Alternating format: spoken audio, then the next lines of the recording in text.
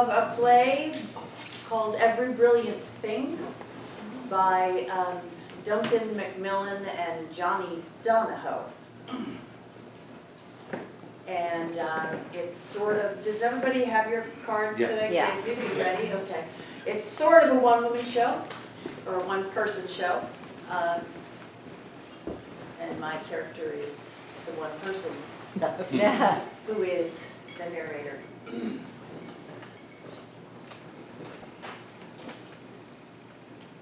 I started the list after her first attempt. A list of every brilliant thing about the world. Everything that made life worth living. 1, Ice cream. 2, Water fights. 3, Staying up past your bedtime and being allowed to watch TV. 4, The color yellow. 5, Things with stripes. 6, Roller coasters. 7. People falling over. All things that at age 7 I thought were really good, but not necessarily ones that Mom would agree with. I started the list on November 9th, the year I turned 7. I'd been picked up late from school by my father and taken to the hospital where my mother was.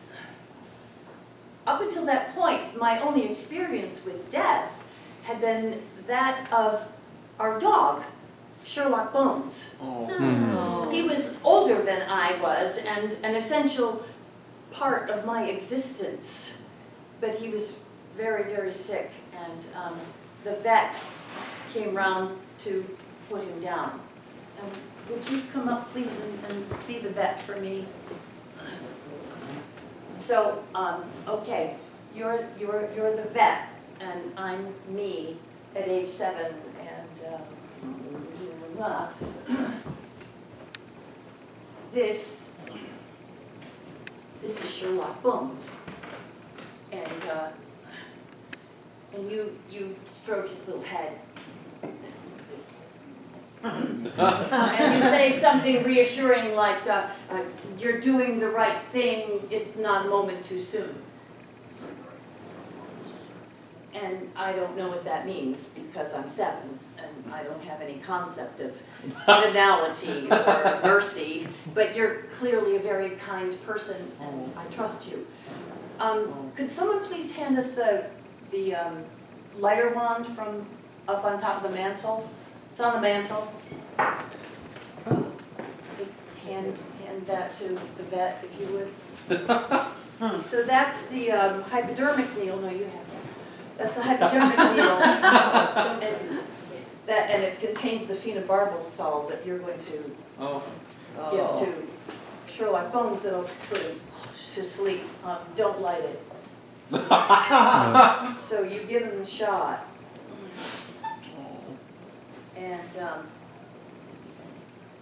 And I held Sherlock Bones, who I had known my entire life. And I held him as he died.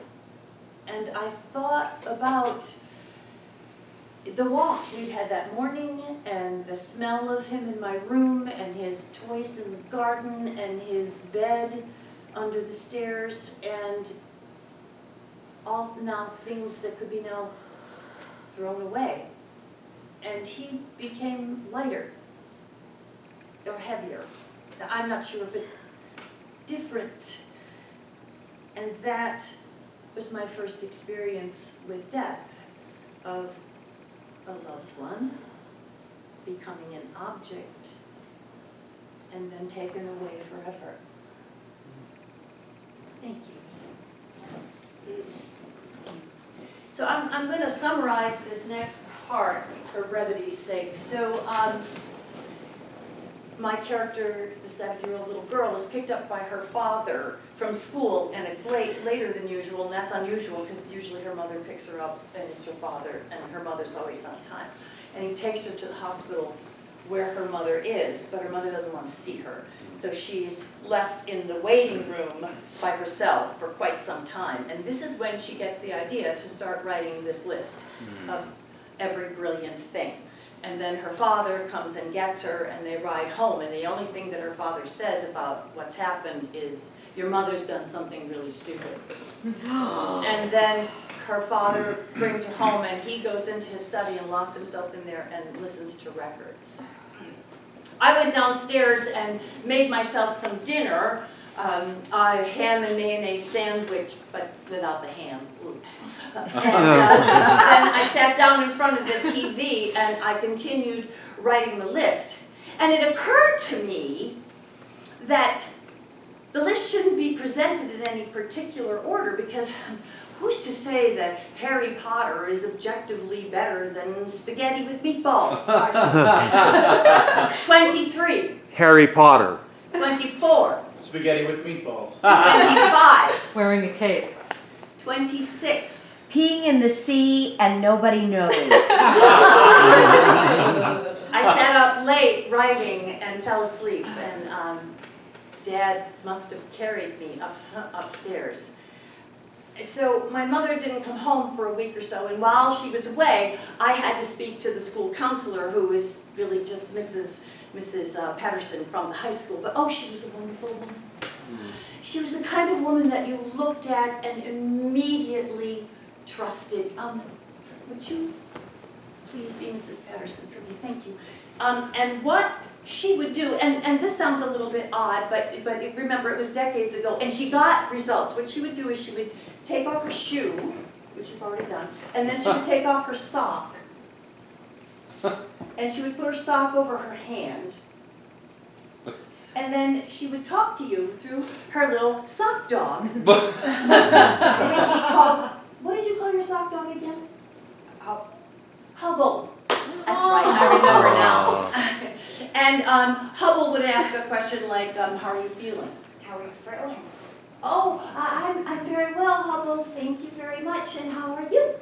I'm really good. Oh, you're amazing. You know, when I was little, I had a dog named Sherlock Bones. And he was half Chihuahua and half Great Dane, because in our neighborhood, a Chihuahua and a Great Dane lived next door to each other, and the hedges on the street were very low.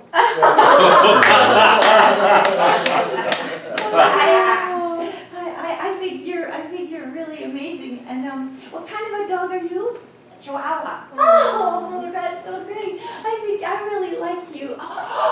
I'm going to put you in my list. 164, Hubble the sock dog. Have I told you about my list? No. Oh, I'm making a list of 1,000 brilliant things. I'm not sure, but I think I might be a genius. You are. Thank you. It's really nice talking to you, but can I go now? Yes. Thank you so much.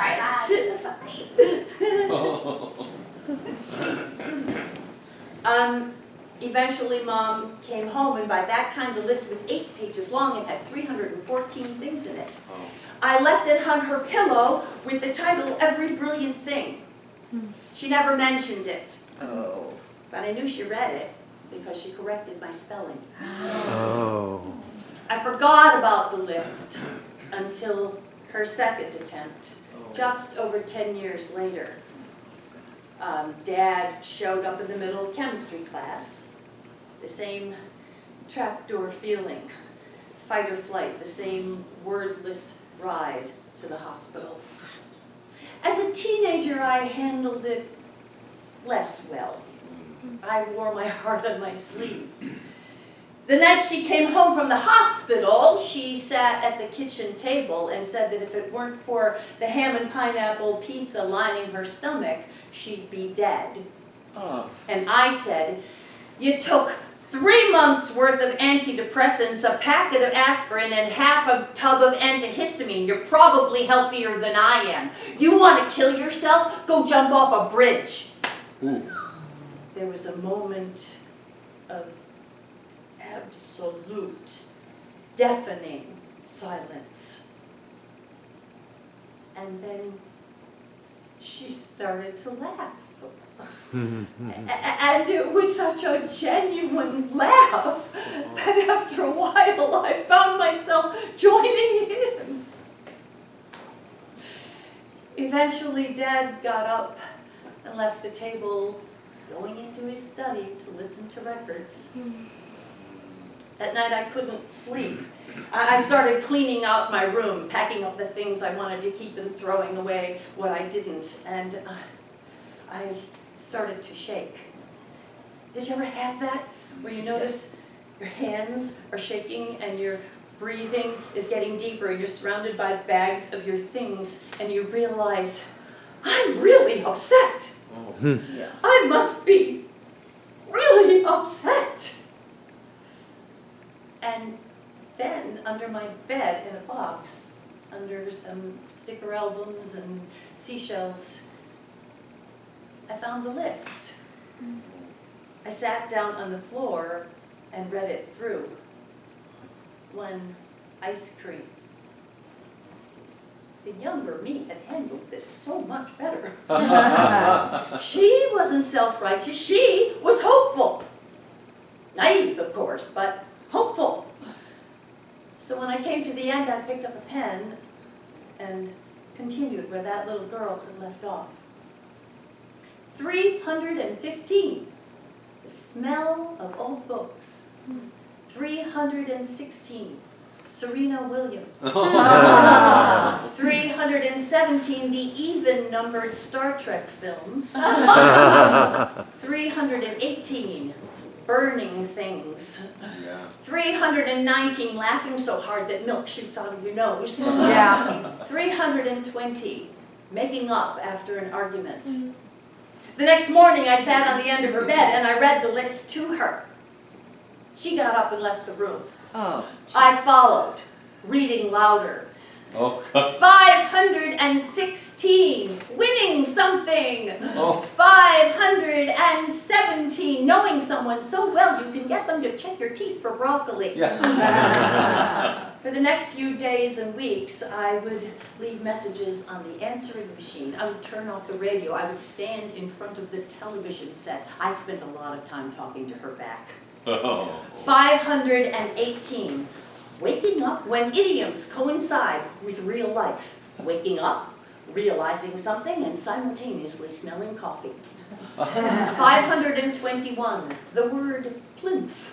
I started leaving Post-it notes attached to things around the house. On her mirror, 575 piglets. On the coffee kettle, 652 Marlon Brando. On her bed, 11 bed.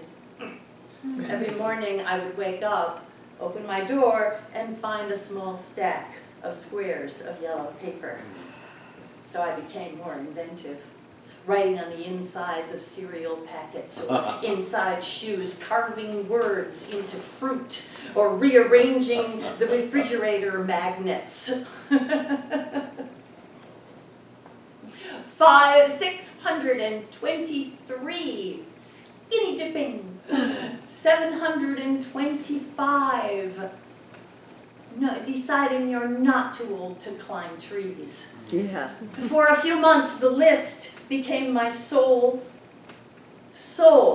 focus. I was sure that I was going to reach 1,000. That was my aim.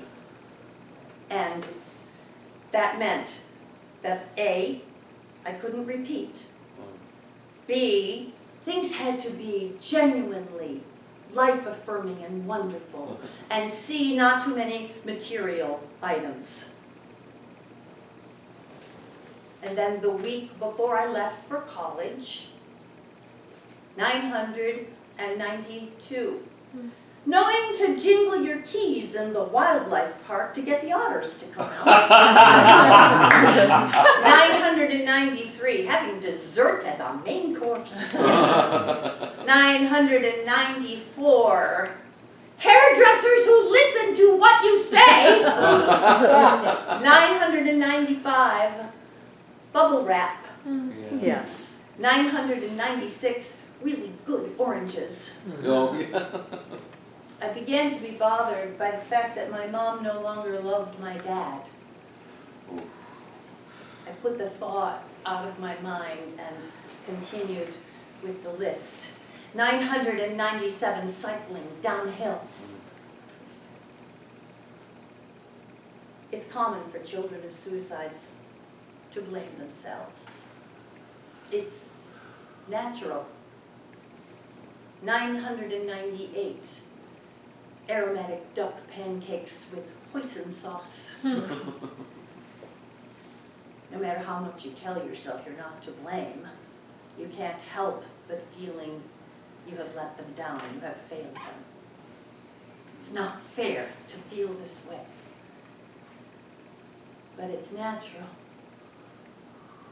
999 sunlight. And for me, 1,000 life-giving and lifelong friends together for a week who are also a wonderful audience. Oh.